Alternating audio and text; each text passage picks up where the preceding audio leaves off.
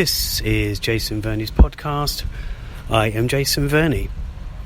This is actually part 2 of ones regarding the Korean film Bluebeard, which I recently saw. I actually saw yesterday, the 10th of July, Monday, the Korean Cultural Centre. Sorry, not the Korean Cultural Centre, Regent Street Cinema, but it's put on by the Korean Cultural Centre in conjunction with their own London Korean Film Festival, which is later on this year. This is part 2 of that podcast. It's not really a review. It's more probably a critique of the genre. That's what I was preferring to call it. I mean, I guess I could say that there's many things I didn't like about the film, but I think it's more about the genre, so it would be unfair of me to criticise it in that way. But I really wanted to bring up another subject I didn't bring up in the first one, and it kind of it's kind of quite apt, because I was also mentioning at the end of part 1 that I'm off to see the film Okja, hopefully Thursday or Friday this week. I'm not too sure now if that's actually going to happen when I plan to, but I really want to see it before it leaves the cinemas, rather than see it on Netflix. Whatever the critics say, that's what I'd want to do. That film is a very sort of, I guess it's, whether it's tongue-in-cheek or not, it's not meat-in-cheek. It's not, it's probably very anti-meat eating in many ways. It's about mass producing, mass marketing animals that we would otherwise care for. And that's why I wanted to do this second part, because the film Bluebeard, also known as Haebing, I think it was, that's based around a butcher's shop as well, and it also features heavily a head in a bag and some murders. But there's quite a few scenes, quite sort of, I would say grotesque scenes, but quite graphic scenes, where they're just in a sort of abattoiric, if that's a word, abattoir-like back room, so the chiller or the back room of the butchers, and we don't kind of blink an eye that that's the animals, although that kind of puts you off. You think, oh, and it makes the murderous implications of the film even more gory or off-putting, because you've got meat hanging there. But it's very graphic, but to me, being a semi-vegetarian, I've been vegetarian for 2 or 3 years, mostly when I'm in UK, so I'm a bit of a hypocrite. I have it sometimes when I'm in Korea or Thailand or somewhere. I kind of mix in with their culture and kind of forget that I'm, I switch off the Western world's ever profiteering of animal killing to make meat production.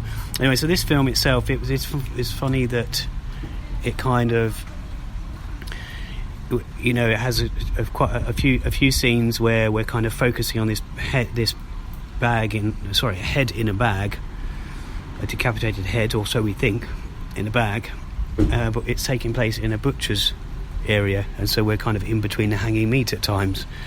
And to me, I was watching it thinking, well, that head in the bag shouldn't really scare me, because there's animals there that have died for no reason, and perhaps even less reason than the character who did get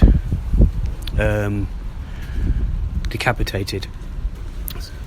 I'm actually recording this. One of my, as people might know who listen to this, I like to do the odd podcast on the go as opposed to in the recording room, just to give a bit of realism.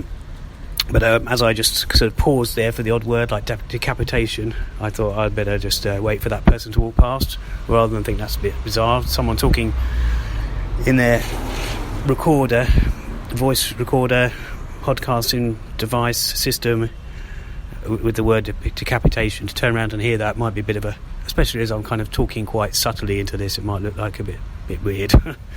I'm actually recording this as well, I will mention this, in Kilburn, near one of my favourite cinemas, which is a tricycle cinema. It's actually a tricycle theatre. I've mentioned it before in podcasts. I love the cinema. It's 300 seats of pure comfort.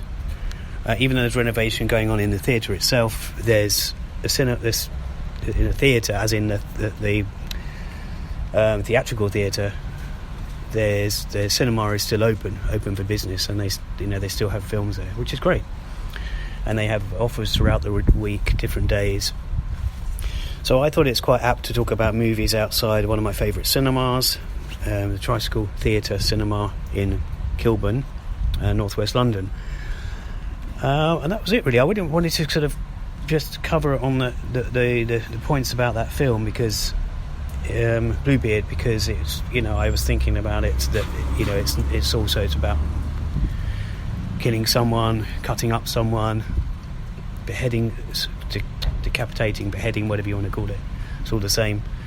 And then you're doing far worse. You're skinning the animals. You're doing stuff you wouldn't even do to a human being, well, unless you're someone who's into that, which I hope there's no one listening who's into that.